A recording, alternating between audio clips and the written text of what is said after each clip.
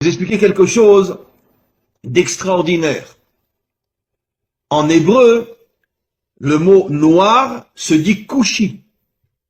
Alors bien sûr, vous ne connaissez pas l'hébreu, mais faites-moi confiance. Le mot kushi s'écrit en hébreu kaf vav shin yud. Kaf vav, vous savez qu'en hébreu, chaque lettre a une valeur numérique, ce qui nous permet de pouvoir faire des correspondances entre des mots différents s'ils ont la même valeur numérique. C'est un des génies de l'hébreu, de pouvoir expliquer le sens d'un mot par rapport à un autre mot qui a la même valeur numérique. Alors, les deux premières lettres du mot kushi, qui veut dire noir en hébreu, c'est kaf vav, qui a pour valeur numérique 26. 26 est la valeur numérique du nom de Dieu.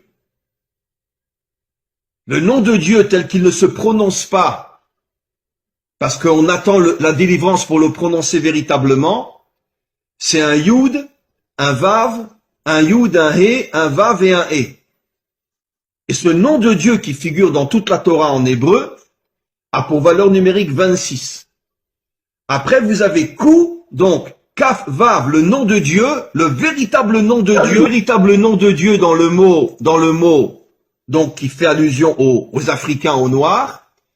Et après, vous avez Shin Yud, qui veut dire Yesh. Ça veut dire que Kushi signifie Yesh Hashem, il y a Dieu. Ça veut dire que dans l'Africain se trouve Dieu.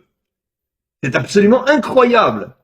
Dans les peuples africains se trouve le Dieu authentique qui a pour nom Yudke Vavke. Incroyable. Ça veut dire que caché à l'intérieur des peuples africains se trouve le véritable Dieu. Et c'est pour ça que en hébreu on appelle le noir Kushi, qui fait allusion à Yesh Havaye. Dieu se trouve à l'intérieur des peuples africains. Incroyable.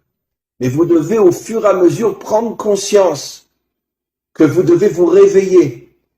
Vous devez dévoiler la dimension royale qu'il y a en vous. Vous devez vous débarrasser de vos habits d'humiliation, d'esclavage, etc. Et prendre conscience que le masque qu'on a voulu vous coller, c'est justement pour vous empêcher de devenir ce que vous devez être. Et vous allez devenir ce que vous devez être. Mais pour ça, encore une fois, il faut vous renforcer sur le plan spirituel, sur le plan moral, et petit à petit sur le plan des actions aussi. Il est grand temps, et je sais que ça se fera un jour, où les peuples africains se révolteront contre toute la dictature blanche qui exploite toutes les richesses des Africains. Et encore une fois, j'oserais presque dire, et je le dis avec la plus grande sincérité, soyez fiers d'être noirs. Soyez fiers d'avoir la couleur que vous avez. Parce que cette couleur qui est inscrite sur votre peau témoigne du fait que vous avez été choisi par le maître du monde pour dévoiler sa royauté dans le monde, comme je l'ai expliqué, puisque le noir est la couleur de la royauté d'Hachem. Donc, arrêtez d'être meurtri ou d'être humilié par tous ces racistes qui vous considèrent comme je ne sais quoi, comme considèrent les juifs d'ailleurs. Et dites-vous, c'est le contraire. C'est justement parce que je suis un roi que tu veux faire de moi un esclave. Mais un jour viendra où vous comprendrez, vous les autres peuples, quelle est notre mission, quelle est notre grandeur, quelle est notre force. Et un jour viendra, on réussira tous ensemble, avec l'aide du Maître du monde, à dévoiler sa royauté sur terre. Be'ezrat Hashem, c'est-à-dire en hébreu, avec l'aide du Maître du monde. Les plus grandes guerres, les plus grands massacres, dans toute l'histoire humaine, c'est le monde occidental. Pas le monde occidental uniquement moderne, bien que le monde occidental moderne, entre la Première Guerre mondiale et la Deuxième Guerre mondiale, sont morts 70 millions de personnes. En 40 ans, 70 millions. Pas en 40 ans de guerre, mais il y a eu la Première Guerre mondiale qui a duré 4 ans, la Deuxième Guerre mondiale qui a duré 4-5 ans. Entre les deux, il y a eu à peu près 20 ans, donc en 30 ans, 70 millions de morts. En deux guerres qui à elles deux, ont duré 8-9 ans. 70 millions de morts, sans compter tout ce qui s'est passé avant. Les croisades, l'Inquisition, la guerre de 100 ans, etc. Donc ce sont vraiment des gens qui vivent, comme on l'a vu précisément dans la paracha de la semaine dernière, Yitzhak, quand il bénit Esav, il lui dit, tu vivras, Bechar Becha Tirié, tu vivras avec ton épée à la main. L'Occident, c'est un peuple guerrier. D'ailleurs, j'expliquerai ce soir dans un autre cours qui sera aussi sur mon site, qu'en vérité, c'est la raison pour laquelle le monde occidental a adopté la religion chrétienne qui ne parle que d'amour et de bonté pour se créer une vitrine et cacher son véritable caractère. Parce que justement, le monde occidental est tellement violent, il est tellement assassin et meurtrier, qu'ils ont eu besoin de se créer une religion qui va nous faire croire tout le contraire de ce qu'ils sont véritablement sur le terrain. Bien sûr, je ne parle pas de tel ou tel citoyen, je parle des dirigeants et je parle malheureusement des peuples qui sont exploités et qui sont soumis et qui sont obligés de suivre leurs dirigeants. Mais quoi qu'il en soit, le monde occidental s'est attaqué comme jamais personne au peuple noir, parce qu'il semblerait que dans le subconscient ou même dans le conscient des dirigeants occidentaux, ils savaient que le peuple noir avait une mission qui allait mettre fin à toutes les dictatures et à tout le mal qu'il y a dans le monde, à toute cette corruption qu'il y a dans le monde, et c'est la raison pour laquelle ils ont tout fait pour les transformer en esclaves. Comme l'expliquent nos maîtres, quand tu veux savoir quelle est la mission d'un homme, regarde le mal qu'on lui fait. Si un homme est transformé en esclave, ça veut dire qu'il a une nature de roi. Et pourquoi on le transforme en esclave? Pour l'éloigner au maximum de sa mission d'être un roi, ou de dévoiler la royauté d'Hachem. Maintenant, figurez-vous, mes amis, que depuis des millénaires, nos maîtres nous expliquent que chaque attribut divin, chaque sphira, en hébreu sphira, en français attribut divin, c'est-à-dire une qualité divine, là on parle de la malchoute, chaque qualité a une couleur. Et figurez-vous, quelle est la couleur de la malchoute? Noir. La couleur de la malchoute, c'est le noir. C'est absolument incroyable. La couleur qui définit la malchoute, la royauté, c'est-à-dire le dévoilement de la royauté d'Hachem dans ce monde, c'est le noir. Vous comprenez, mes amis, quel est le lien entre la mission d'Israël et les peuples africains? Comment se fait-il que les peuples africains sont noirs? Comment se fait-il que la première épouse de Moshe était une africaine? Que la préférée de toutes les épouses du roi Salomon était une africaine? Comment se fait-il qu'Israël a reçu pour mission de dévoiler la royauté d'Hachem dans ce monde et qu'il y a sur terre la couleur noire? Et nos maîtres affirment depuis des millénaires que la couleur noire est l'emblème de la royauté d'Hachem. Eh bien, mes amis, vous comprenez quelque chose d'absolument incroyable.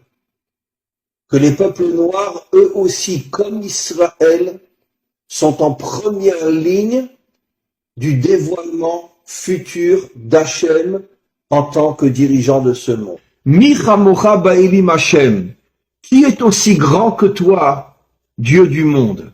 C'est lui qui a dit ce verset-là. C'est lui qui a reconnu la grandeur de Dieu. Et nos maîtres nous disent que cela fait allusion à la délivrance finale où toutes les nations reviendront vers Dieu et diront « Qui est puissant comme toi, maître du monde ?» Mais moi, ce que je rajoute, c'est qui a dit ça? Qui est le modèle de la délivrance finale au niveau des nations? C'est Pharaon. Et nos maîtres nous disent Pharaon était un Africain, un Noir. Ça veut dire que la Torah nous révèle il y a des millénaires que le modèle, que le phare du retour des nations à Dieu, le Dieu authentique, ce sera un Africain ou les Africains et non les Blancs, non les Occidentaux. Après, tout le monde suivra, les Asiatiques, les Occidentaux, tout le monde suivra.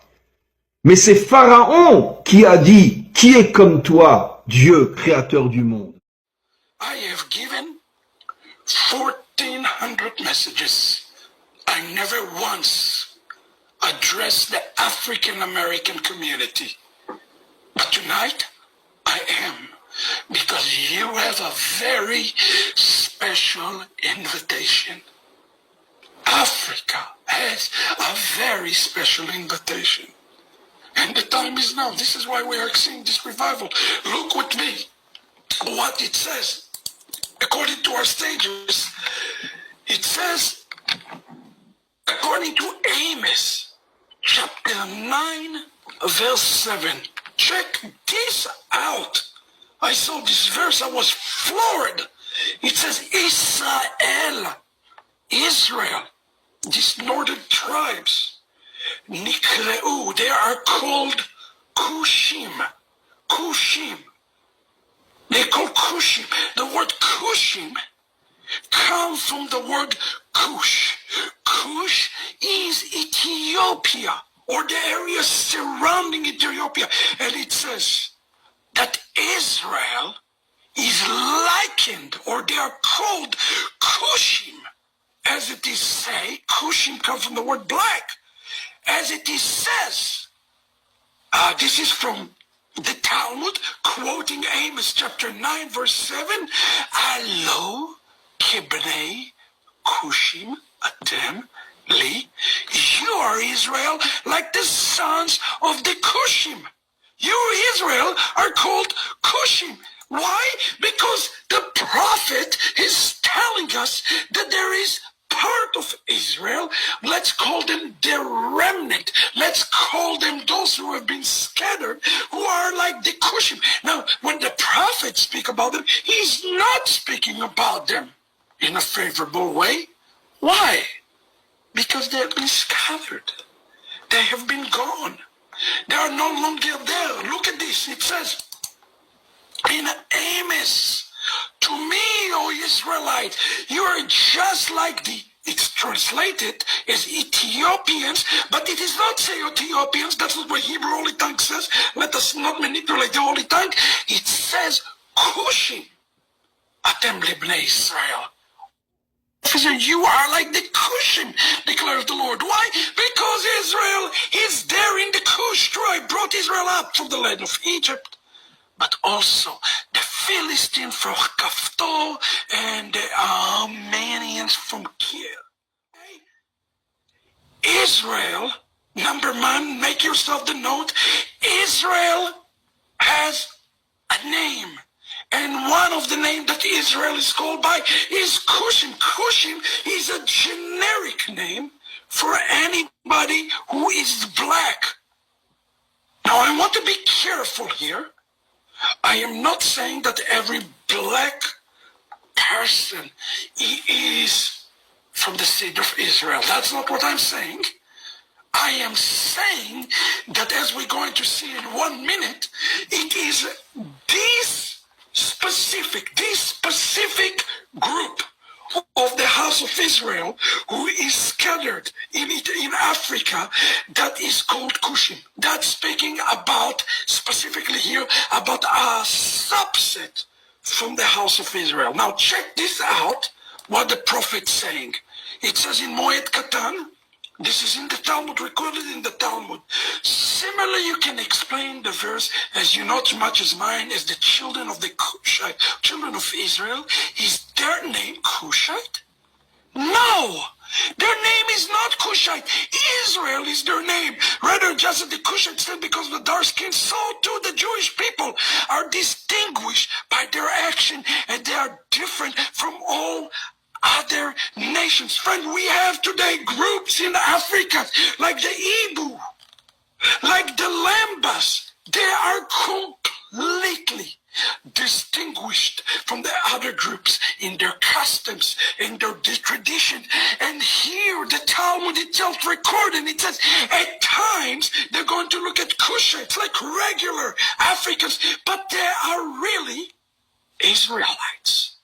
They are part of the seed of the house of Israel. In Zephaniah chapter 3, verse 10 on, we read about the nations coming to their fullness. And as they come to their fullness, we see how this fullness is going to take place in part of the salvation of all of Israel. Now we read a very interesting passage. Let's read this together, and it says, from beyond the river of Cush, which means what? To the south of the river of Cush. What is the south of Cush? Zimbabwe is the south of Cush. Friend, it is the Lamba people and our people who are south of Cush, from behind the river of Cush. What it says, my suppliants shall bring offering to me in fair Bozai. Look at what's happening prophetically in the world. A revival, a real revival is starting to happen among the natural branch in Africa, which is the seed of the house of Israel. This is the root. They are returning to the root. Zimbabwe is experiencing a return to the root. And when Zimbabwe, Patpotsi, where Nigeria, where Kenya, where Madagascar will return to the root, it will affect every black person in the world. You know why? Because they are spiritually connected to Africa, and Africa connected to the 12 tribes of the house of Israel. So if we heal the root, we are going to be healing the entire, which including the African American community, friend. J'essaie de traduire en direct. Si j'ai des difficultés, Rabbi Yochanan, je compte sur toi. Il dit lettre écrite par le leader des rabbinim de la communauté ashkénaze en Eretz Israël, au Béné Moshe, aux enfants de Moshe, hein, ça s'appelle, et, parce qu'ils sont ensemble tout le temps, et aux 10 tribus. Écrit et présenté par les grands sages, reconnus dans ce qui est caché, révélé, la grande lumière et un enseignant en Israël, l'auteur du livre Tachlin ou Taklin Adtin, et qui a été désigné comme responsable et leader de la communauté ashkénaze et connu comme le Medrash Pirushim dans la cité de Tzfat. Donc on a son nom, Medrash Pirushim de Tzfat. Et dit, avec l'aide de Dieu, ce courrier a été écrit Rosh Chodesh Rejvan en 1830, 5591, dans la terre d'Israël, depuis les 4 villes principales qui sont Hebron, Jérusalem, Tzfat et la Galilée. Il dit comme ça.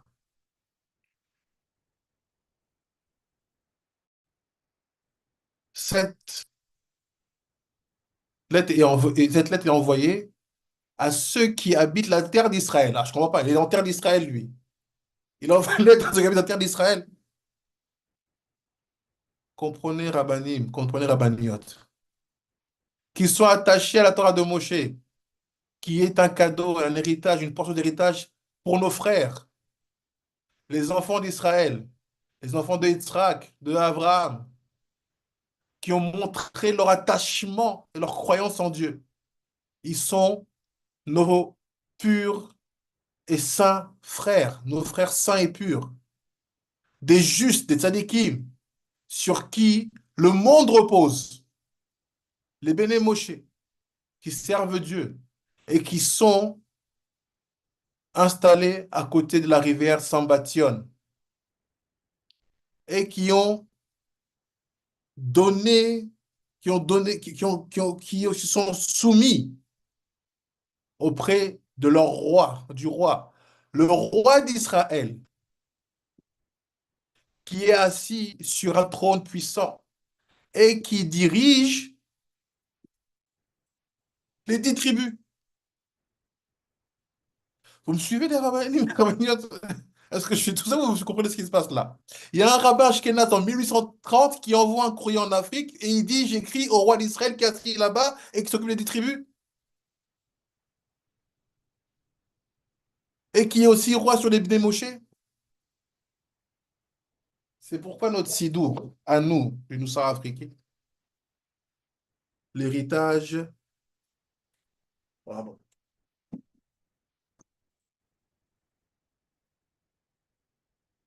l'héritage des Bnei Moshe. Il s'appelle comment le Sidour? Sidour Sambation.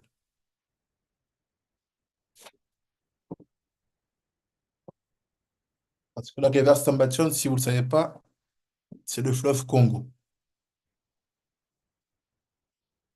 Congo, non pas parce que c'est un fleuve congolais, Congo parce que c'est le fleuve lié au Congo Katiopa. Voyez ce qu'il dit? Il dirige les 10 tribus et son installation est à l'arrière des rivières de Couche, sur la terre de Couche. Afrique. C'est quoi Afrique? Congo, Katiopa. Il y a un rabbin en 1830, donc il est un contemporain du Ben Ishraï, qui envoie un courrier au roi d'Israël qui est assis sur son trône et qui dirige les 10 tribus, les démochés, dans les terres africaines que nous savons être toutes une maintenant parce que dans le secret, la transmission orale que nous avons dans les tribus Bantou, Congo, Bantou israélite, nous savons que nous devons considérer l'Afrique comme un petit village. On est tous un. Donc que je sois au Maroc, en Afrique du Sud, il y avait un roi. Notre Torah nous dit d'être Ma'amin, pas Milim chez le Rabbanim. On doit croire au mot des rabbins. Cette lettre de l'élève du Grande Vilna, si elle se retrouve devant nous, c'est un mensonge aussi. Il ne faut pas la considérer. Pourtant, elle est là, sur Sepharia.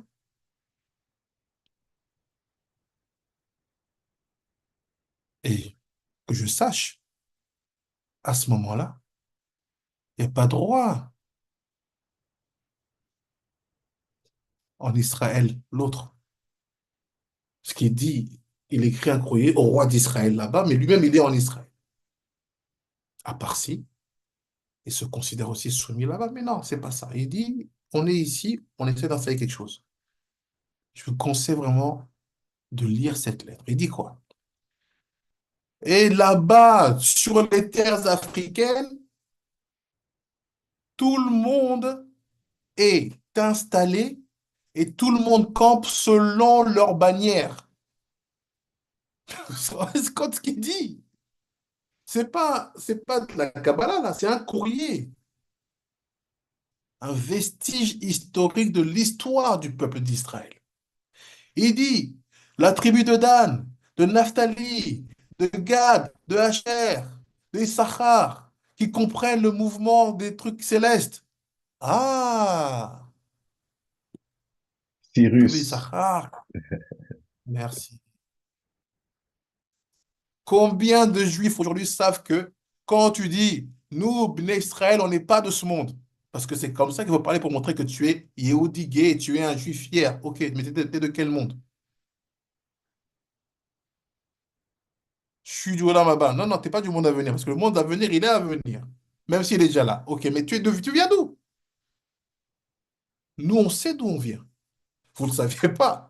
Dans la cosmologie, comme on dit, on sait qu'on vient du soleil central. Sirius.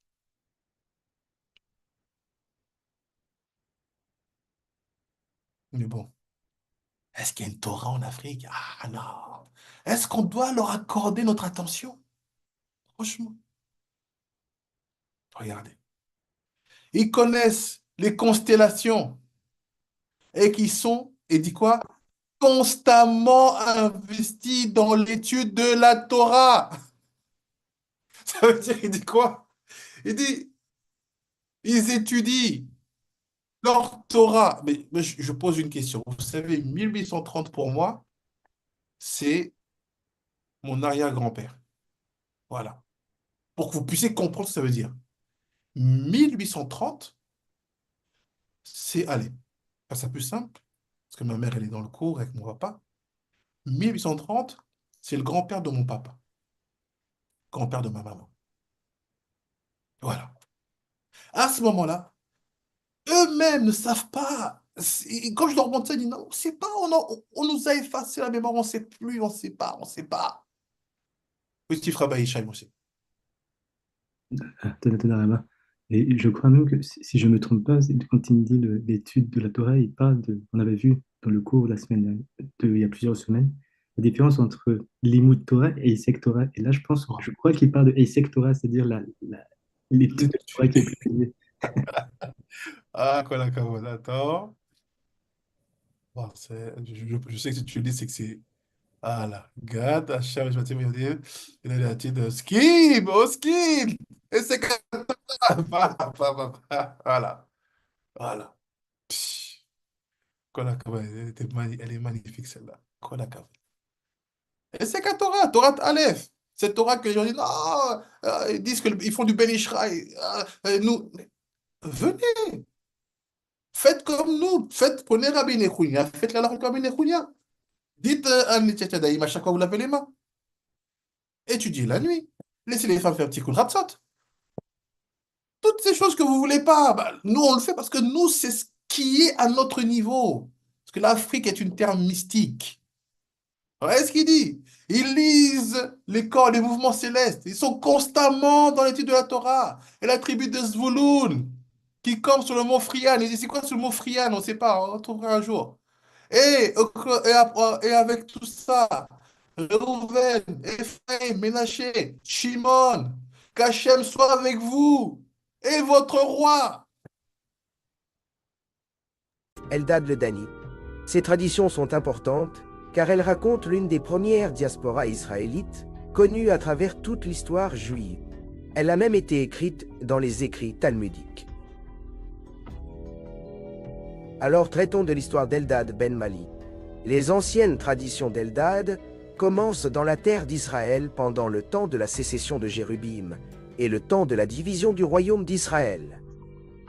Spécifiquement pendant cette période, le roi Jérubim voulait que les Danites fassent la guerre contre les tribus de Juda. Cependant, au lieu de verser le sang contre leurs frères et de faire la guerre contre leurs frères, ils proclamèrent dans toute la terre de Dan de fuir en Égypte et de tuer tous les habitants d'Égypte. « Mais comment pourriez-vous fuir en Égypte » demanda l'un des princes. « N'est-il pas écrit dans la loi que vous ne verrez plus jamais ?»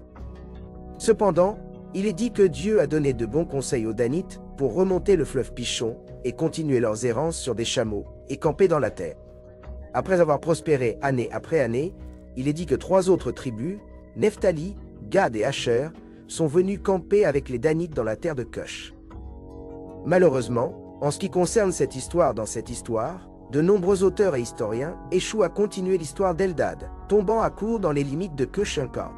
Mais en effet, nous pouvons aller plus à l'ouest. Alors creusons cela. Maintenant, pour ce faire, nous allons examiner la source française concernant l'Eldad lidénite pour obtenir un aperçu supplémentaire, car il est intéressant de noter qu'ils approfondissent cette histoire. Nous commencerons à la page 28, et tout ce que nous lirons spécifiquement sera mis en évidence à gauche, et la traduction sera à droite.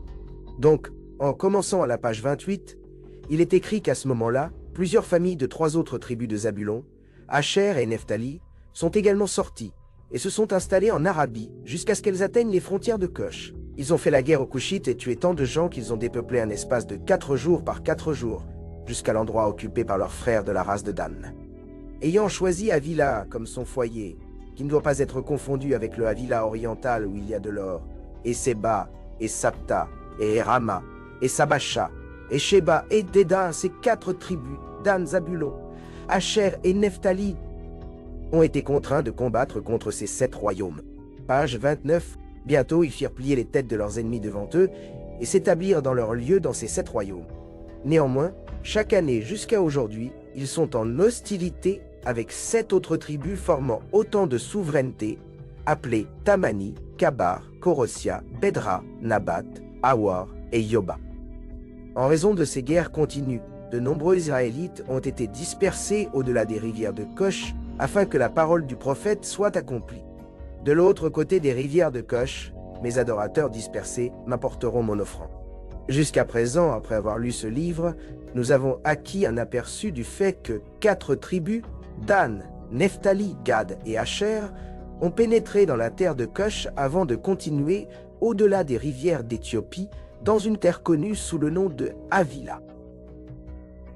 Et ils ont dit spécifiquement à ne pas confondre avec le Havila oriental.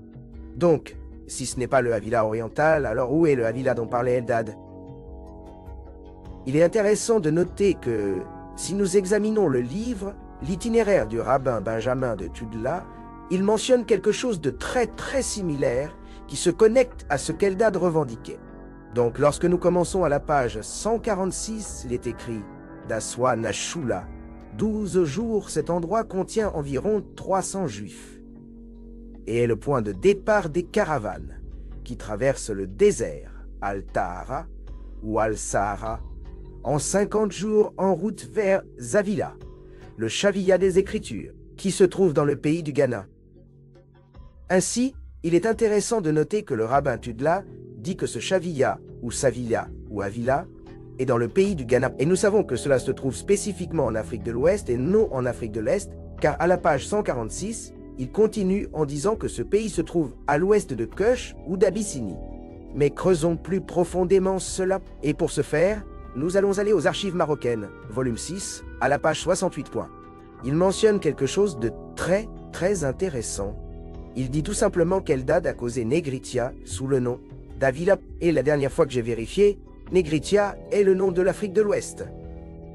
Ainsi, nous avons en fait deux historiens juifs, le rabbin Benjamin ainsi qu'Eldad le Danite, plaçant Avila en Afrique de l'Ouest.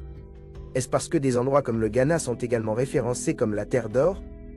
Mais continuons à creuser cette histoire. Et pour ce faire, nous allons essayer d'identifier un autre endroit que pourrait mentionner Eldad.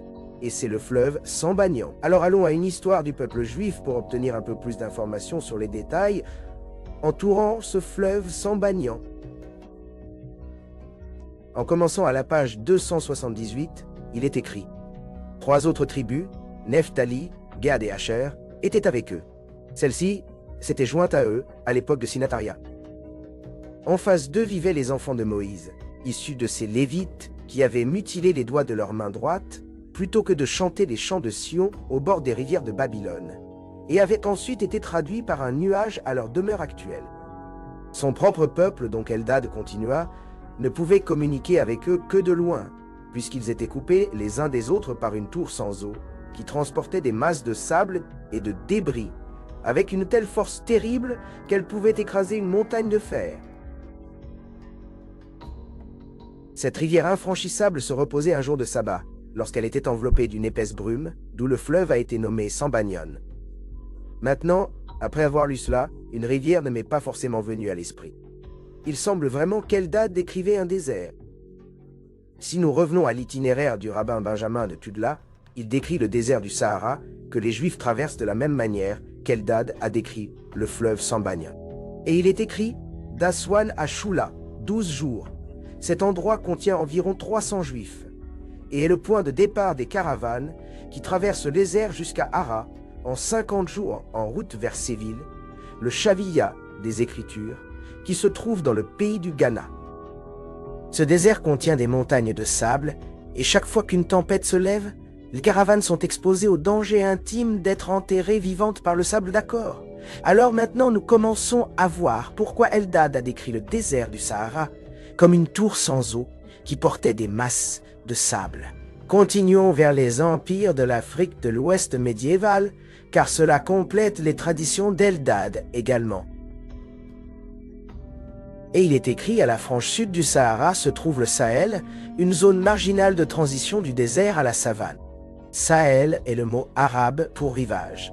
C'est comme si le Sahara était un grand océan de sable et de roches. Les chameaux qui transportent des marchandises à travers le désert étaient des navires et les grandes villes marchandes étaient les ports maritimes. Alors maintenant, nous devrions définitivement comprendre pourquoi Eldad a fait référence à ce désert, ce Sahara comme un grand océan de sable et de roches, comme une tour sans eau. Donc maintenant que nous avons passé cette information, allons encore plus loin pour prouver que l'Afrique de l'Ouest était le lieu d'Eldad et de ses compatriotes. Et pour cela, nous allons visiter une autre source française intitulée Archives marocaines, volume 6, commençant à la page 67. Il est écrit « Eldad le Dénite est apparu dans les villes de la côte du Maghreb vers 860 à 880. Il venait du désert, du Soudan ou de la Négritie, et prétendait appartenir aux tribus juives indépendantes des Dénites, l'une des 10 tribus disparues d'Israël qui, disait-il, avait émigré d'Éthiopie ou de Negriti. Ils ne parlaient qu'hébreu, mais un hébreu spécial, un dialecte qui diffère de tout ce que nous savons de cette langue et qui pourrait être lié à l'hébreu phénicien. En dehors des Dénites, sa propre tribu, il y avait selon lui 3 autres tribus d'Israël, jouissant toutes d'une prospérité politique et matérielle considérable et faisant la guerre aussi. Royaume noir situé dans le désert et séparé des Israélites par une rivière sabbatique qui jetait pendant la semaine des ruisseaux de sable et de pierre. En continuant vers les notes de bas de page de la page 67, il est écrit que les tribus de Dan seraient venues d'Éthiopie d'Égypte, tandis que les 3 autres tribus juives de Négriti, celles de Naphtali, Gad et Asher, seraient venues d'Arabie, ce qui confirme l'hypothèse avancée par M. Lee Chandler. Sur les origines des Juifs en Afrique de l'Ouest, en continuant, il est difficile de ne pas voir dans toutes ces informations qui sont à la fois réalité et légende. Des données sur les migrations des tribus judaïsantes et libo-puniques repoussées par les musulmans jusqu'à l'océan et de là jusqu'au Soudan. En effet, l'existence de l'indépendance juive dans le Sahara autour des 9e et 1er siècles est confirmée par les traditions de Katab. El Adunais que nous avons déjà mentionné ainsi que certaines indications d'autres historiens arabes, la plus importante étant celle de Qathars.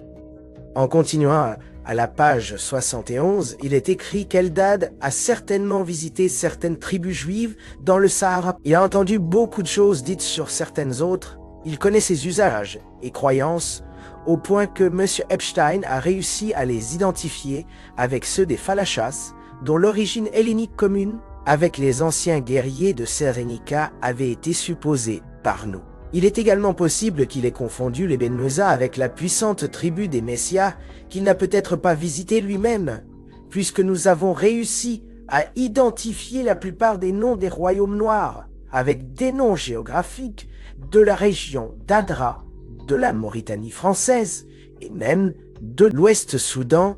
Nous ne suivrions donc pas M. Epstein où il refuse d'admettre que l'Afrique de l'Ouest était le pays d'origine des Danites.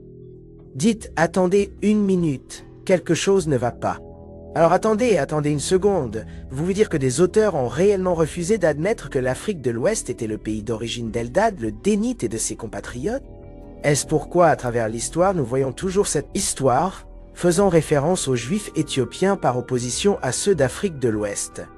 Mais continuons à faire ressortir ces informations révolutionnaires et à montrer où Eldad et ses parents israélites se sont installés en Afrique de l'Ouest. En lisant à partir de la page 71, il est écrit que nous consacrerons une étude séparée à cela parmi les noms géographiques donnés par Eldad et souvent manipulés par les copistes. Nous avons pensé pouvoir identifier un certain nombre d'entre eux. En voici quelques-uns.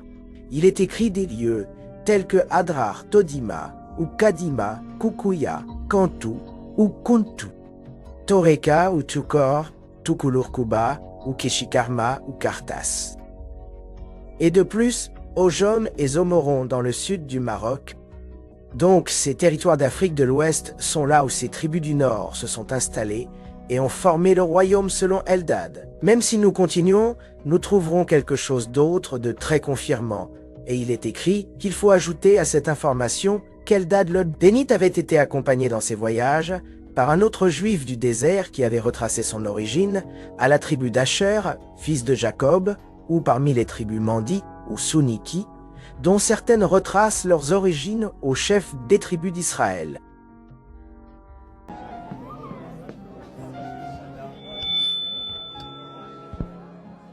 Excuse me, everyone, I have a brief announcement to make. Jesus was black, Ronald Reagan was the devil, and the government is lying about 9/11. Thank you for your time and good night. That can't be true!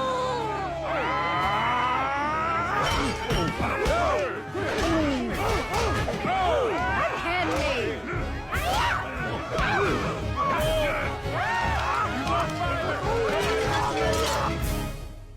Ow!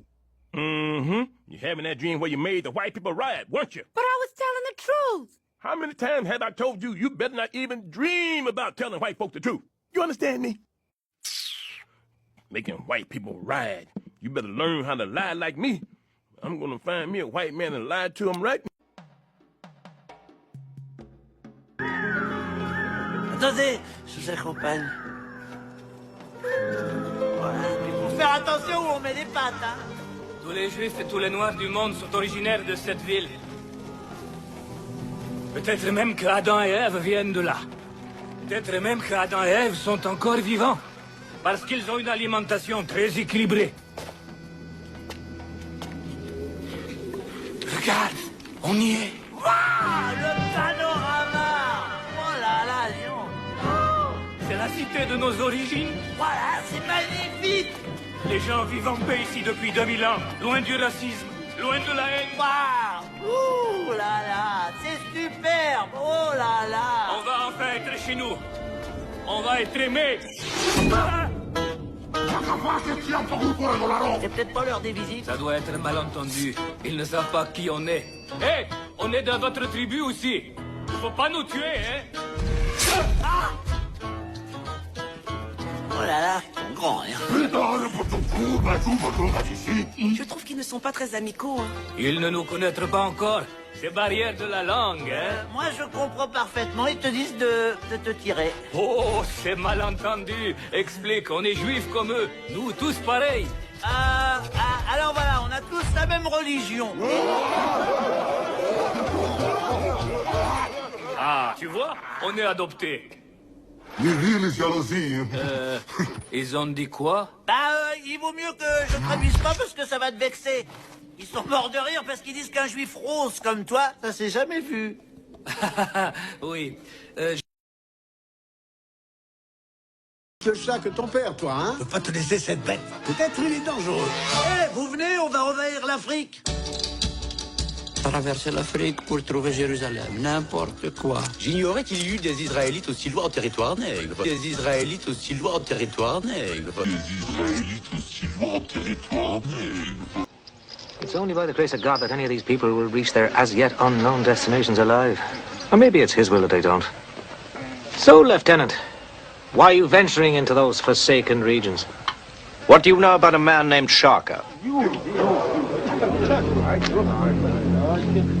Does that answer your question, Lieutenant? The Masani tribe, Umulos, Lubis, Unus, the Unguanis, countless others, the banished of Southeast Africa, fleeing Shaka's spears, going straight into the arms of the white slave traders and the British troops on the borders of the Cape Colony. In a way, Lieutenant, they are the ultimate victims of recent history. If you'll favour my comparison, they are the wandering Jews of Africa. Fleeing the Pharaoh Shaka, they are the wandering Jews of Africa.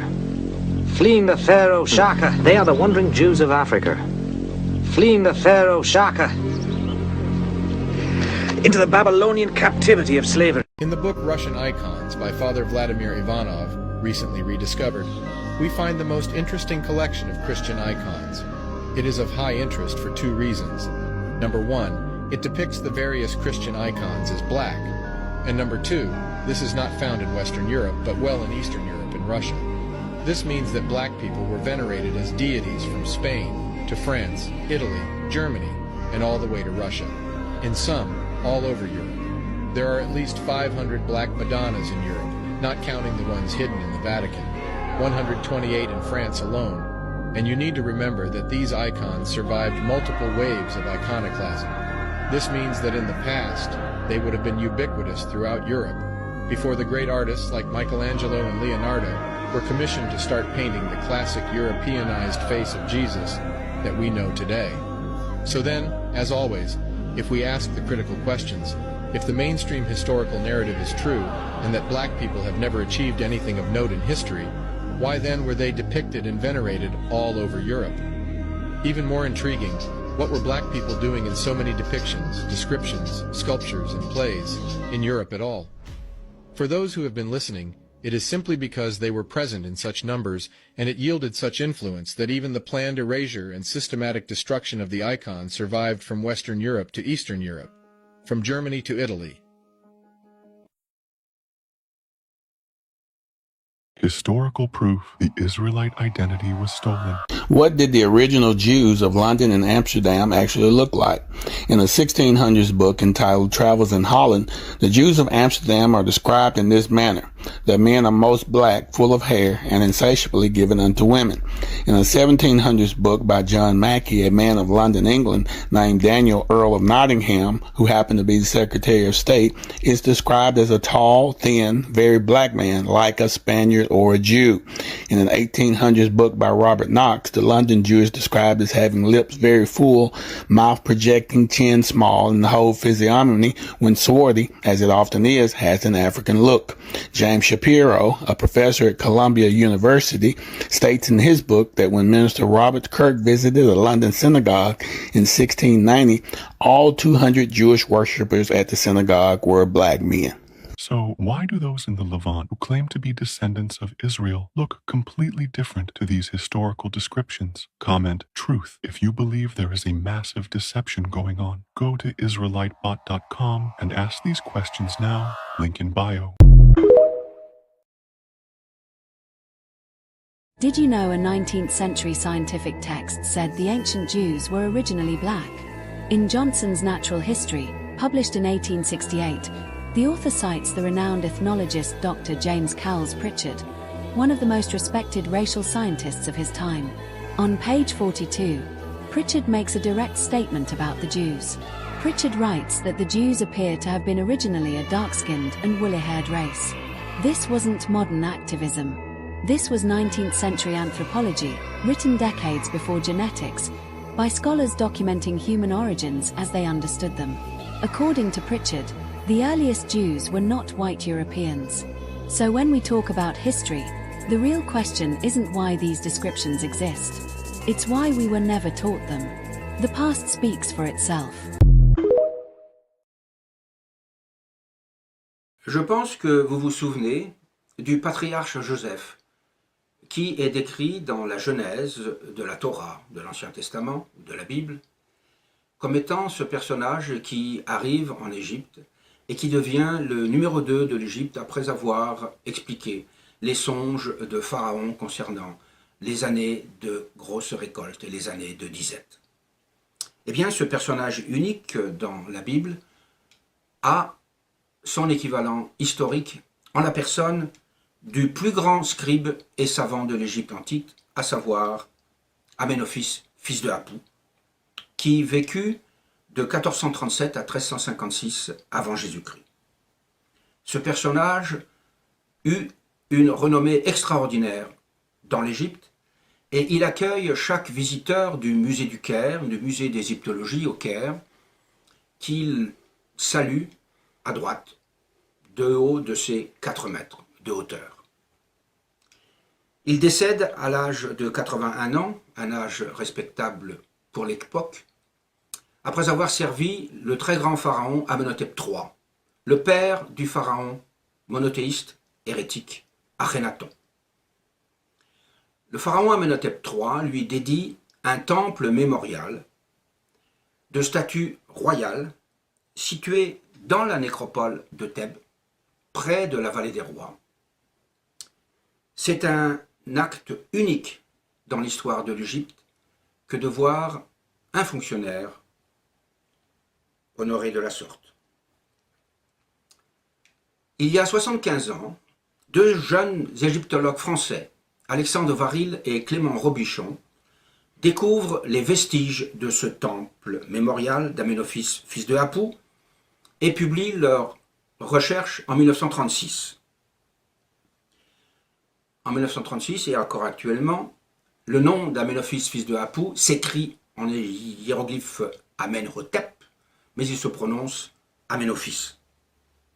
Il reconstitue ce temple qui se trouve être un bâtiment d'une longueur de près de 100 mètres et qui est constitué de plusieurs volumes, dont des salles, dans lesquelles on pense que la mémoire du grand scribe et savant Amenophis, fils de Apou, avait été honorée par les prêtres et les clercs de cet ensemble. Ils eurent la chance de trouver dans ces ruines, à cet endroit-là, les restes d'une fresque qui était assez importante qui avait 3 mètres sur 4 mètres de dimension, et au bas de cette fresque, les restes d'un texte sur un enduit qui a 60 cm sur 30 cm de dimension et sur lequel on peut lire au total 100 hiéroglyphes. Ce texte honore le scribe royal, prince Aménophis, pour l'une de ses grandes inventions, et on peut lire « Nous sommes en l'an 30, le 3e mois de l'été, le 2e jour, le scribe royal Aménophis s'est incliné devant sa majesté, et il va être honoré, comme étant un très grand personnage du royaume. » J'ai pensé faire la comparaison entre le texte de cette fresque et le texte de l'honorification du patriarche Joseph dans la Bible. Voici le résultat. Dans la Bible, Pharaon dit à Joseph, « Vois, je te mets à la tête de tout le pays d'Égypte. » Et il continue. Dans la Genèse, nous allons comparer le texte avec celui de la fresque. « Et Pharaon ôta son anneau de sa main et le passa à celle de Joseph. » Dans la fresque, nous lisons, « Il reçut des ornements en or et en toutes sortes de minerais précieux. » Revenons sur le texte de la Bible. Pharaon le fit habiller de lin de première qualité, du byssus. Revenons sur la fresque. Son corps fut habillé d'étoffes délicates et de lin de première qualité.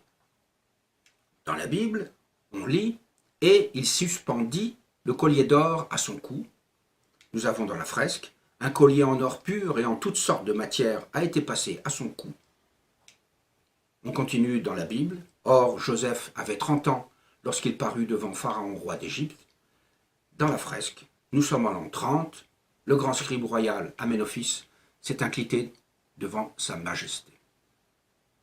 Les chiffres concordent. Dans la Bible, Joseph a 30 ans, alors que dans la fresque, on célèbre son 30e anniversaire de sa prise de fonction comme numéro 2 de l'Égypte. Cette comparaison entre la fresque du temple mémorial d'Aménophis fils de Apou et le texte de la Genèse est un élément extrêmement important. Il montre que c'est un texte de cette sorte qui a été copié par les rabbins. Il ne constitue pas à lui seul une preuve à 100%. Il faudrait quelque chose d'autre.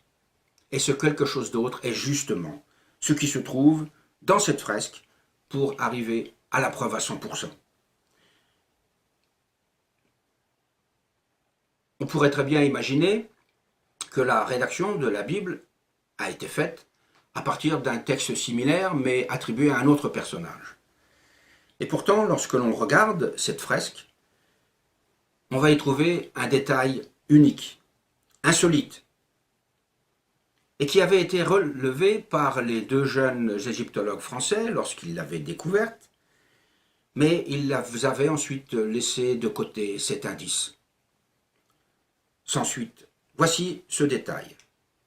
Lorsque l'on regarde de près cette fresque, on s'aperçoit que les hiéroglyphes se lisent de 2 façons différentes. Sur la gauche de la fresque, ils se lisent en colonne de droite à gauche. Sur la droite de la fresque, ils se lisent en ligne de gauche à droite. Ainsi, nous avons à droite la ligne scribe royal, Aménophis, lecture de gauche à droite. À gauche de la fresque, on devrait avoir scribe royal, Aménophis, lecture de droite à gauche. Or, en fait, ce que l'on voit, c'est que le nom d'Aménophis est écrit pour une lecture de gauche à droite, alors que tout le reste du texte est écrit de droite à gauche, c'est-à-dire que le nom d'Aménophis est écrit à l'envers. C'est ce détail qui avait été relevé par Alexandre Varil, le géologue découvreur de cette fresque, mais il n'avait pas tenu compte de ce détail, et c'est ce détail qui va nous apporter la preuve à 100% qui nous manque. En effet, si l'on retourne dans la Genèse, on découvre que Pharaon donne le nom égyptien de Joseph. On lit « Pharaon nomma Joseph Tsaphenat Panéach et lui donna pour femme Asénath, la fille de Potiphéra, le prêtre d'On. » Il donna donc le nom égyptien de Tsaphenas Panéach, C'est un nom qui ne veut rien dire en égyptien, qui ne veut rien dire en hébreu, qui n'a aucune étymologie. Et en fait, je me suis vertué à essayer de voir comment ce nom, écrit en hébreu, pouvait avoir un rapport avec le nom d'Amenophis, fils de Apu. En hébreu, vous savez tous que la lecture se fait de droite à gauche. Nous avons Tsafenas Paner. Et en regardant ce nom en hébreu, je me suis dit ce qui se passerait si la lecture se faisait de gauche à droite. De gauche à droite, nous avons Chanap Senofs. L'hébreu contenant essentiellement des consonnes, rajoutons quelques voyelles, et nous obtenons Chanapu Senofs, c'est-à-dire Chanapu Amfitz, soit Amenophis, fils de Apu, lecture à l'envers. Nous avons donc une concordance entre le texte de la Bible, dans lequel le nom d'Amenophis, fils de Apu, de Joseph, est Amenophis, fils de Apu, lu à l'envers, et le nom d'Amenophis dans la fresque, qui est également à l'envers. Cela ne peut pas être une coïncidence, mais cela montre bien que c'est ce texte ou des textes similaires provenant de ce temple mémorial d'Amenophis, fils de Apu, qui a servi de modèle pour la rédaction du texte de la Bible comptant les prouesses du patriarche Joseph. Ceci est très important. Nous avons un document qui est âgé de 3100 à 3400 ans. C'est le plus ancien document copié mot pour mot dans la Bible. Nous savons maintenant que le patriarche Joseph était en réalité Amenophis, fils de Apu. Nous avons donc un document, nous avons donc un personnage historique qui permet de démontrer que certains faits décrits dans la Bible sont basés sur des faits réels historiques. Nous avons donc un point d'ancrage historique à partir duquel nous pouvons reconstituer les différents épisodes de la saga des Hébreux lors de leur séjour en Égypte. Et notamment, pour moi, le plus grand savant de l'Antiquité égyptienne, c'est un être qui s'appelle Amenophis, fils de Apu, qui a vécu au temps du grand pharaon d'Amenhotep III, bien avant Ramsès II. Et donc, en recherchant qui était ce Amenophis, fils de Apu, je me suis aperçu que ça correspondait au Joseph, au patriarche Joseph de la Bible, celui qui explique à Pharaon l'épisode des vaches maigres, des vaches grasses, des disettes, des grosses récoltes, qui fait tous les travaux, qui devient le numéro 2 de l'Égypte, qui est là. Pharaon lui dit tu seras le commandant de toute l'Égypte, personne n'établira quelque chose sans ton ordre. Et j'ai trouvé que ce grand savant, Amenophis, fils de Apu, a été le numéro 2 du grand pharaon Amenhotep III. C'est-à-dire qu'il y a concordance. Et il s'est trouvé que les archéologues français, en 1935, étaient en train de mettre à jour les ruines de cet Amenophis, fils de Apu. Amenophis, fils de Apu, qui avait un temple funéraire qui a été dédié à son honneur. Et on l'appelait créateur de canaux. D'ailleurs, il existe encore en arabe, on appelle le Bar Youssouf, qui est le canal de Joseph, qui relie le Nil au Fayoum, là où se retrouvent toutes les grandes cultures pour l'Égypte moderne. Il avait inventé plusieurs technologies, notamment la fabrication des pierres synthétiques qui ont permis la création des énormes statues qui sont les colosses de même nom. C'est quelque chose d'invraisemblable, qui a fait plus de 20 mètres. Un colosse de même nom, c'est 3 fois, 4 fois la statue de la liberté au point de vue tonnage. Et on nous explique que ces statues qui sont devant les ruines du temple d'Amenhotep III ont été transportées sur bateau depuis au nord du Caire sur 750 km. Pas de problème, 800 tonnes comme cela, les gens venaient, c'est pire que Astérix. C'est de la pierre artificielle. C'est de la pierre artificielle extrêmement dure qui correspond à ce que nous avons retrouvé. Les recettes sont assez intéressantes à découvrir. Amenophis, fils de Apu, quelle est son origine? D'où vient-il? Les égyptologues sont complètement à côté de la plaque. Pour eux, c'est un petit scribe qui est né dans le delta d'un père qui était un petit scribe aussi et qui a grandi, qui s'est élevé dans la hiérarchie, dans l'échelle sociale grâce à son intelligence et autres. Ça, c'est la grande mode. Ce personnage, qui est le numéro 2 de l'Égypte, a plus de 8 statues en pierre à son honneur. Il y a des textes et des textes et des textes qui décrivent ce qu'il a fait. Et on nous explique, en France, oh, c'était un simple petit architecte, ou c'était un scribe qui a monté l'échelle sociale et qui est arrivé comme cela, comme chef de travaux, parce que. Dans une de ces fameuses statues, qui est la statue généalogique, dans une statue qui a plus de 17 lignes d'hiéroglyphes de devant, et plus de 10 colonnes dans l'arrière, c'est une statue qui fait 1,50 m de haut, il explique, dès le départ, je suis un enfant véritable du roi du Nord. Moïse est le fils de Lévi. La question est, les Lévis, c'est quoi? Les Lévis, ce sont les prêtres de la religion juive. Si le père de Moïse est un Lévi, c'était un prêtre, dans quel temple est-ce qu'il pouvait officier? Et ce temple, le seul dans lequel il peut officier, c'est justement ce fameux temple mémorial d'Amenophis, fils de Apu. C'est un temple énorme qui fait 110 mètres de long. C'est quelque chose d'invraisemblable. Dans ce temple, Amenophis, fils de Apu, le temple a été en action, a été pendant plus de 300 ans. Et que ce temple doit être fermé, pour des raisons que j'explique dans mon livre. C'est la fameuse période d'évexation du départ vers le delta. Ils sont utilisés pour construire les villes de Pharaon.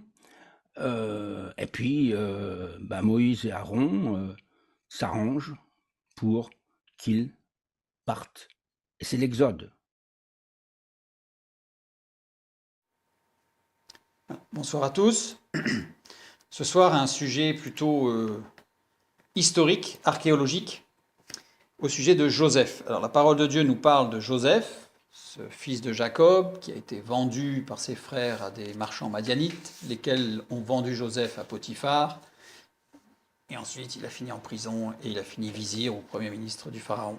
Donc, on va regarder tout ça et on va regarder un petit peu ce que nous dit l'égyptologie de Joseph. Parce que très souvent, on nous dit, oui, mais Joseph, c'est une histoire telle qu'on pourrait avoir ça dans un roman. Donc on va regarder un petit peu qu'est-ce que l'on peut y voir. Un détail a surpris les 2 égyptologues français qui ont découvert l'édifice funéraire de cette fresque qui énonce l'investiture d'Amenophis. Je l'ai mise en plus grand. Le détail, le voici. C'est le nom d'Amenophis, qui se trouve ici. Alors une partie a été effacée, mais il se trouve ici aussi, le nom d'Amenophis. Se lit de droite à gauche, puisque le personnage, vous voyez ici, il regarde de droite vers la gauche, donc ça veut dire que ce nom se lit de droite à gauche. Je l'ai mis ici, qui veut dire scribe royal, Amenophis. Bien. Il a la barbichette, oui. Se lit de bas en haut. Ah, de bas en haut, donc on trouve Amenophis, scribe royal, Amenophis. Donc on a le même nom. Pour une lecture de droite à gauche. Le personnage regarde dans le sens de la lecture. Or, tout le texte de la partie gauche est écrit pour une lecture de gauche à droite. Ce détail a été remarqué par les deux égyptologues en disant il y a une sorte d'anomalie dans ce texte, le texte est écrit pour être lu de gauche à droite, sauf le nom d'Amenophis qui est écrit pour être lu de droite à gauche. Comme ici, il était à l'envers. Les personnages regardent de gauche à droite. Donc le texte, le nom d'Amenophis, le titre d'Amenophis sont à l'envers. Le nom et le titre d'Amenophis sont à l'envers par rapport au texte. C'est ce détail qui du coup, m'a interpellé dans ce détail soulevé par les deux égyptologues. Et on va regarder ce que nous dit le texte biblique maintenant. Pharaon appela Joseph du nom de Tsafnat Panéach, et il lui donna pour femme Asnat, fille de Potiphéra, prêtre d'On. Tsafnat Panéach, en hébreu. Ici, nous avons une lettre avec un point, un pointé, donc ça veut dire qu'on la double pour essayer de comprendre ce qu'elle veut dire. Donc on va la regarder d'un point de vue de sa construction sémantique avec ses racines. Les deux premières lettres sont une racine qui n'est pas utilisée en hébreu, donc ça ne veut rien dire. Les deux lettres suivantes, une division physique, un membre. La double fait, racine non utilisée en hébreu, ça ne veut rien dire. Un vide pesant et ténébreux, ou un cri, une clameur, une évocation. Et la dernière lettre, équilibre entre les idées de travail et d'action normale et législative. Bref, ce nom ne veut rien dire. Nous avons un nom en hébreu qui ne veut rien dire. Je dirais presque rien de surprenant, puisque c'est un nom qui a été donné par le pharaon. Donc le pharaon n'a pas forcément donné un nom avec un sens hébraïque à Imhotep, à Joseph, ici en l'occurrence. En égyptien, ce mot n'a pas de sens connu. Donc il ne veut rien dire. Donc ça interpelle, on se dit, c'est quand même curieux que cet homme reçoive un nom qui ne veuille rien dire, ni en hébreu, ni en égyptien. Je me suis dit, puisque le nom d'Amenophis, ou Imhotep, est écrit à l'envers sur la fresque égyptienne, et si je prenais le nom de Tsafnat Panéach à l'envers, qu'est-ce qu'on obtient? Je le mets à l'envers, j'obtiens tout ce qui résulte de la prière, une grâce, un bienfait, tout ce qui se montre clément, miséricordieux. Ensuite, image de l'invisible. Les Égyptiens l'utilisaient comme un article emphatique. N'oublions pas que c'était donné par le pharaon, donc il faut toujours garder la culture égyptienne et non pas la culture hébraïque. Peut se lire Ptah, ici, c'est les deux lettres qui forment le dieu Ptah, signe de l'existence humaine individuelle et produit, qui a atteint toute l'extension dont il est individuellement susceptible. C'est-à-dire que ça indique quelqu'un qui est rempli, qui est arrivé au stade où il est rempli, il est plein, ça y est, il est arrivé au top. Stature parfaite, exactement, la stature parfaite. Toute idée de diffusion et de décacheté, quelque chose qui est ouvert. Tsafnat Panéach, si je le prends dans le sens égyptien à l'envers, comme c'est écrit dans la frise, j'obtiens une grâce en réponse à la prière, l'émanation physique du grand Ptah, l'homme réalisé qui diffuse et enseigne. Voilà le nom de Joseph. Joseph porte un nom égyptien qui signifie une grâce en réponse à la prière. N'oubliez pas que le pharaon était inquiet. Donc une grâce en réponse à la prière. L'émanation physique, il était de chair, Joseph, du grand Ptah, ce Dieu unique créateur par le Verbe, l'homme réalisé, celui qui est rempli de l'esprit, qui diffuse et enseigne. Voilà le nom de Joseph, donné par le pharaon. Ici, il y a une diacritique qui est notée, que j'ai mis ici, qui est toute petite, on ne la voit pas bien à l'écran, c'est une sorte de petit L à l'envers ici, qui montre qu'ici il y a comme une virgule pour séparer les deux idées, pour bien montrer que l'homme réalisé n'est pas Ptah, que l'homme réalisé est bien Amenophis, et bien Joseph ici en l'occurrence. Ça c'est important, c'est ce petit diacritique qui permet de dire qu'en fait, il ne s'agit pas de diviniser Joseph, mais il s'agit bien de montrer que Joseph est rempli de l'esprit du dieu Ptah. Imhotep, désigné comme l'émanation de Ptah, ou fils de Ptah en égyptien, représenté comme le grand scribe. Ici, une statue de Imhotep, qui, nous l'avons compris, est Joseph, mais nous allons aller encore plus loin dans la démonstration. Celui qui diffuse, écrit, révèle les secrets de la connaissance des sciences, c'est le scribe, c'est le grand scribe. Désigné comme grand prêtre du royaume, a été divinisé après sa mort. Donc après sa mort, par contre, il a été divinisé par les pharaons qui ont suivi. D'abord devenu le fils de Ptah, il devient ensuite le successeur du Dieu créateur. Donc ça, on voit je renvoie vers Acte 14, comme c'est l'apôtre Paul qui arrive avec Barnabas, ils apportent la parole et on leur dit « Ah, ce sont des dieux !» et on veut les diviniser, on veut faire un sacrifice. Il dit « Non, non, non, non, je ne suis pas Hermès parce que j'apporte la parole, je ne suis qu'un homme qui vient révéler l'Esprit de Dieu. » Donc voilà, j'ai pris cet exemple pour montrer que Joseph, après sa mort, alors qu'il ne pouvait plus réagir, a été divinisé. Mais il n'a pas été divinisé durant sa vie. Et il fut l'époux en égyptien, de Neit, qui fut aussi divinisé avec son mari par la suite. Que lisons-nous dans le Genèse 41-45 ? Le pharaon lui donna pour femme Asnath, fille de Potiphéra, prêtre d'On. Asnath, en hébreu, deux premières lettres qui veut dire terre étrangère, peut se lire Neit. Il donna à Joseph une femme étrangère du nom de Neit. On sait par les hiéroglyphes que Neit était d'origine libyenne, donc étrangère. Ça devient de plus en plus précis. Juste petite parenthèse, parce que moi, quand j'étais jeune, ça m'avait toujours surpris. Il lui donna pour femme, je suis pauvre Joseph, s'il ne l'aimait pas, c'était un peu compliqué. En fait, le verbe donner, c'est Nathan. Nathan qui veut dire accorder, permettre. Donc il a permis à Joseph d'épouser en tant que vizir une femme étrangère, ce qui normalement n'était pas autorisé. Or, là, il lui a permis d'épouser Asnath, qui veut dire la femme Neit étrangère. Voilà. Joseph a profondément marqué l'histoire égyptienne. On sait maintenant que Joseph, c'est Imhotep, c'est Amenophis, fils de Hapou. Et tout à l'heure, quand on a vu, il y avait deux personnages importants, il y avait Imhotep et Amenophis, fils de Hapou, en fait c'est le même. Il s'agit du même personnage. Attention, par la suite, plusieurs hommes se sont fait appeler Imhotep, comme plusieurs pharaons se sont fait appeler Amenophis ou Amenhotep en mémoire de Joseph pour essayer de reprendre un peu la gloire qu'avait Joseph à l'époque. Donc, si vous faites des recherches, faites très attention de quel Imhotep vous parlez et de quel. Alors, certains parlent de Imhotep Ier d'ailleurs, ou de quel Amenophis. Vérifiez bien qu'il s'agit bien de Amenophis, fils de Hapou, et à ce moment-là, il n'y aura plus de problème. La fresque énonce l'investiture d'Amenophis. Mais il s'agit d'Amenophis, là. Le nom d'Amenophis, pas de Joseph. On a vu que Joseph à l'envers, ça voulait dire des choses, mais il s'agit de Amenophis. Reprenons notre phrase. Tsafnat Panéar. Un nom égyptien. D'accord. Donc je l'ai écrit avec les diacritiques cette fois-ci, c'est-à-dire complet. Sens de l'écriture. Nous savons que l'hébreu se lit de droite à gauche. Donc Tsafnat Panéar se lit de droite à gauche. Si je le transcris avec notre alphabet, pour retrouver un petit peu avec les consonnes, transcription latine, on a de droite à gauche, Tsafnat, Panéar.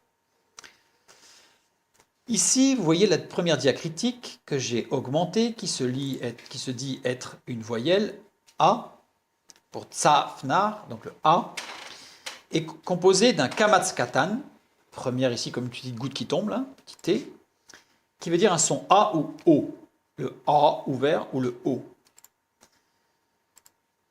Et ici, nous avons un Sof Pasouk. Sof Pasouk est un diacritique qui dit que c'est la fin du verset ou la fin du mot. Alors que nous sommes au début de notre lecture.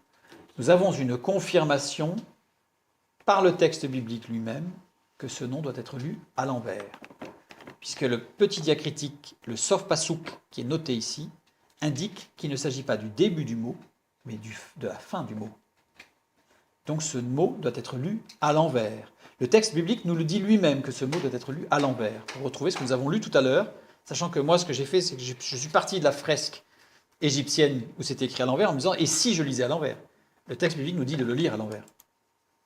Oui. Est-ce qu'on pourrait savoir pourquoi c'était l'envers ? On va y lire. Pourquoi ça a été écrit à l'envers. Ici, si on a un Kamatz Gadol, marqué d'un métègue ici, c'est-à-dire l'inverse, alors on a bien le son A, le Tsafnat. Mais en fait, il ne s'agit pas du son A. Il s'agit du son O, ce qui n'est pas la même chose. Alors pour nous, latin, ça peut changer grand-chose. Mais en hébreu, ça change. Donc il ne s'agit pas de la même voyelle. Il ne s'agit pas de cette voyelle-là. Il s'agit d'un diacritique avec le son O et l'inscription du Sof Passouk qui nous dit que c'est la fin du mot. Il faut lire le nom à l'envers. Si je le lis à l'envers, j'obtiens ceci. C'est-à-dire que je pars de la fin du mot et je le lis comme nous, en fait, de gauche à droite. Ici, retranscrit. Et si je rajoute les voyelles, ça fait Hanap Tanoft. C'est un nom égyptien, n'oublions pas. Les anciens Égyptiens, en consacrant la lettre Tav à Thoth, dont ils lui donnaient le nom, le regardaient comme le symbole de l'âme universelle ou de l'esprit, puisque les Égyptiens ne reconnaissaient que le corps et l'esprit, l'âme se mêlant au corps. Donc il s'agit d'un esprit. Pour les Égyptiens, la lettre Tav représente un esprit. Et la lettre Fé, ici, Fet, les anciens Égyptiens utilisaient la lettre Fé pour exprimer la relation Phi, qui désigne la partie apparente manifeste de quelque chose. Pour les Égyptiens, Fé et Phi, c'est la même chose. Donc, si je prends ces deux choses-là, je peux lire Chanpa, l'esprit, Nofitz. Thoth, nom donné par les Grecs au dieu Djehuti, parfois nommé Zawiti ou Douit, nom qui signifiait, faute d'orthographe, celui de Djehout, nom de l'ancien nom de Basse-Égypte, dont la capitale est Hermopolis, Parva. Il est le verbe créateur et qui jugera les morts. Tav. Tav, c'est le verbe créateur qui jugera les morts. Le Tav. Quand on sait ce que signifie Tav, en hébreu, le Tav c'est la croix, c'est l'œuvre de Christ, on comprend ce que cela veut dire. Ici, en deuxième diacritique, nous avons un schwa. Un schwa translittéré E ou silencieuse, c'est-à-dire que c'est une lettre qui ne se prononce pas. D'ailleurs, ici on ne l'a pas mise, Tafnat. Il n'y a pas de E, il n'y a pas de Tafenat, il n'y a pas de Tafinat, c'est Tafnat. Donc ça veut dire ici que si je le mets en lettre silencieuse, je mets un accent à la place d'une N, du nun, puisque je le lis à l'envers. Donc le nun est raccolé à cette voyelle. Je mets tout à l'envers. Hein. Donc j'obtiens Rapa, Nofitz. Les pharaons ont ajouté l'esprit de Amon à leur nom. J'ai des exemples Amenophis, Amenhotep, Amasis, Amenenhat, Amenemes. Donc si je rajoute l'esprit d'Amon en égyptien, je me base sur l'égyptien, j'obtiens Rapa Amenophitz pour le nom de Joseph, lui à l'envers, en égyptien. C'est-à-dire Apu Amenophis ou Amenophis, fils de Apu, en égyptien. Donc si je prends le nom de Joseph, qui nous est donné dans la Bible, à l'envers, et que je le lis en égyptien, j'obtiens Amenophis, fils de Apu. L'investiture concernait Amenophis, fils de Apu. Donc là, nous avons la certitude qu'il s'agit du même. Mais nous allons là encore un peu plus loin. Amenophis, c'est la transcription grecque de Amenhotep. Ce Amenophis, fils de Apu, a aussi le nom de Hui. Hui. Et Apu, celui qui est caché, fils de celui qui est caché. Nous savons que Joseph ne révéla ses origines que tardivement. Son père était inconnu pour les Égyptiens, il était caché.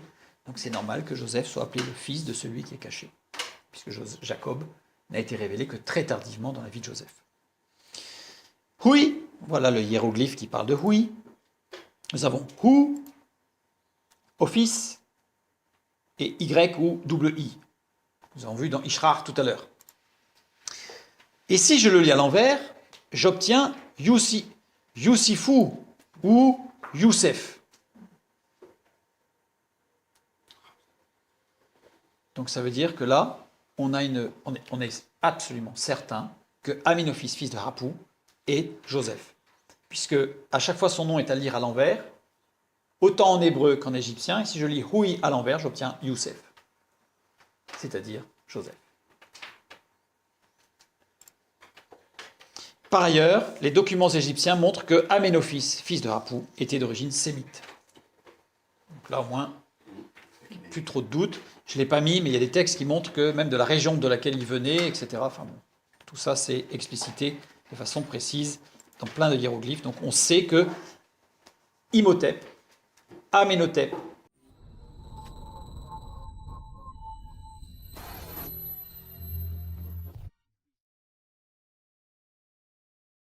Genèse 47, 1 et 2. Nous allons voir comme le texte biblique est précis. Rien n'est au fruit du hasard. Joseph alla avertir Pharaon et lui dit : mes frères et mon père sont arrivés du pays de Canaan, avec leurs brebis et leurs bœufs, et tout ce qui leur appartient, et les voici dans le pays de Goshen. Il prit 5 de ses frères et les présenta à Pharaon. Ça m'a interpellé, je me dis pourquoi 5 ? Il a 12 frères. Pourquoi il n'en a pris que 5 ?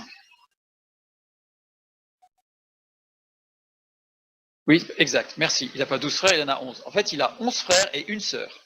Soyons précis. Donc dans la fratrie, il en avait 12. 12 frères et sœurs. Mais merci du détail. Donc 11 frères et une sœur. Ça, dans ma tête, c'est 12. Parce que 11 frères et une sœur. Dans l'historiographie égyptienne, 4 frères. Joseph avait 4 frères. Dans les hiéroglyphes, il nous est parlé de Joseph qui avait... Il n'est pas dit qu'il n'avait que 4 frères. Il nous est parlé de 4 frères de Joseph. Le premier dont on n'a pas le nom. Il y a une raison pour laquelle il n'y a pas de nom. Le deuxième, c'est Nébi. Le troisième, c'est Ébi, dont on vient de parler. Et le quatrième, c'est Youya. Bien. Et il nous est dit qu'il a une sœur. Mout et Mouya. Il existe plusieurs représentations de cette femme remontant toutes à l'époque d'Amenhotep et toutes situées dans la région sud, Haute-Égypte, évidemment dans la région de Thèbes, dans la région du temple de Ptah, du temple de Imhotep, Joseph, Aménophis. Donc, on retrouve énormément de représentations des Meut et Mouya. On ne la retrouve pas dans le nord de l'Égypte, dans la basse Égypte. On ne trouve que dans le sud. Ce nom a été repris par la suite par la mère de l'héritier de Thoutmôsis IV, Akhénaton, à l'époque de Ruth.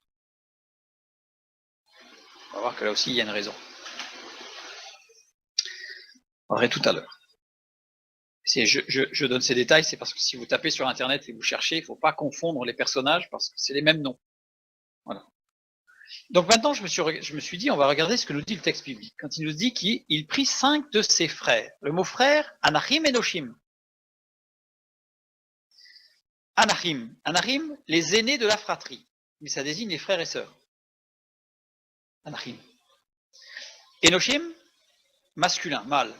Au moins, il n'y a pas d'ambiguïté. Sauf que le Enoshim ne se trouve que dans les textes récents. Vaticanus, par exemple. C'est-à-dire les fameux textes qui sont apparus comme ça d'un seul coup. Mais ce mot-là n'apparaît pas dans tous les textes anciens en hébreu de la parole de Dieu. Donc ça veut dire que ce mot, en fait, il n'y est pas. Donc, le texte nous dit, il prit 5 des aînés de la fratrie.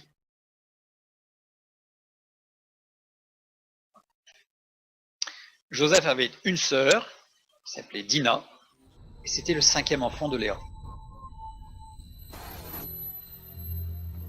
Bien.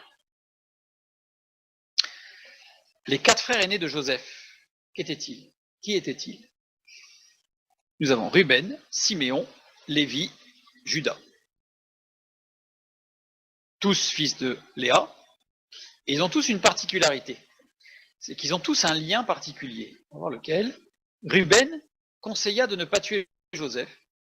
Siméon resta en otage en attendant Benjamin. Alors, la raison certainement pour laquelle Joseph a demandé à Siméon de rester en otage, c'était pour éviter que Siméon et Lévi ne se fâchent encore, parce qu'ils avaient le sang, le sang chaud, et ils avaient une tendance à dégainer l'épée assez vite, puisque c'est Siméon et Lévi qui vengèrent le viol de Dina par Sichem en tuant pas mal de monde. Donc ils ont le sang chaud quand même. Donc Joseph renvoie ses frères pour chercher leur jeune frère, mais il garde Siméon, parce qu'il se dit on va séparer ces deux-là, ça va éviter que sur la route il y ait des problèmes. Voilà. Et Judas, c'est lui qui conseilla de vendre Joseph plutôt que de le tuer. Donc ce sont 4 des frères de Joseph qui ont une attitude particulière. Alors, Ruben, lui, il a une attitude en plus de la particularité de ce qu'il a fait, conseiller de ne pas tuer Joseph, c'est qu'il a connu la couche de la concubine de son père. C'est un petit détail qu'on va comprendre tout à l'heure. Donc tous des fils de Léa. Et Dina est une fille de Léa. Alors, Metumouia, elle est représentée dans la salle des naissances du temple de Luxor, ayant une relation sexuelle avec un roi. Rappelons-nous que Sichem était un roi. Alors les égyptologues nous disent, oui, mais il s'agit de Amon, et donc ça mime en fait une relation pour dire que les pharaons étaient issus d'une relation avec un dieu, et donc les pharaons étaient eux-mêmes des dieux. Je ne fais juste que le constat de voir que cette jeune femme, Metumouia, est représentée ayant une relation avec un homme qui n'est pas son mari, ce qui n'est pas fréquent du tout, c'est la seule fois où ça arrive dans l'histoire de l'Égypte. Par rapport à, attention, une femme qui est la femme d'un pharaon, parce que Metumouia, en fait, s'est mariée à un pharaon, à un héritier du trône. Et maintenant, Yuya, quatrième frère, riche propriétaire terrien, qui a eu une fille, Tiyi, et un garçon, Aanen. Alors j'ai mis les petits symboles parce que pour savoir en lisant Aanen que c'était un garçon, c'était pas simple. J'ai préféré mettre le petit symbole. Tiyi joua un rôle important dans la politique extérieure de l'Égypte. Pourquoi? Parce que des tablettes de El Amarna, justement les fameuses tablettes, indiquent que le souverain de Mitanni lui écrivit personnellement afin d'infléchir la politique du pharaon. Donc, on sait qu'il y a des lettres qui ont été écrites directement à Tiyi pour infléchir la politique du pharaon. Donc ça veut dire que Tiyi était une femme du pharaon. Donc ça veut dire que l'une des filles de Juda était mariée à un pharaon. Ça change l'histoire, hein. Ça surprend. Nous on imagine Juda derrière des chèvres, mais en fait non. Et les généalogies, je ne l'ai pas mis, ça aurait été très long, mais les généalogies montrent que l'une des descendantes de Yuya, c'est Nefertiti. Nefertiti est une descendante de Juda, la femme d'Akhénaton.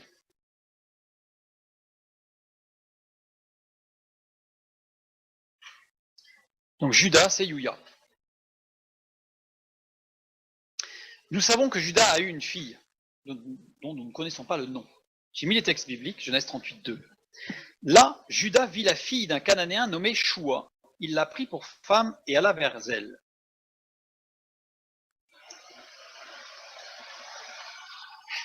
Verset 12. Les jours s'écoulèrent et la fille de Shua, femme de Juda, mourut. Alors certains disent que la personne qui est morte, c'est la femme de Juda. Mais le texte ne permet pas de dire que ce soit la femme de Juda. Parce que si on regarde dans un dictionnaire, Shua, c'est un prénom féminin. Donc là, Juda vit la fille d'un Cananéen, et c'est la fille qui se nomma Shua. Il l'a pris pour femme et alla vers elle. Les jours s'écoulèrent, et la fille de Shua, la fille de sa femme, mourut. Mais c'était lui le père, c'est lui le mari. Donc c'est sa fille. Donc il a eu une fille.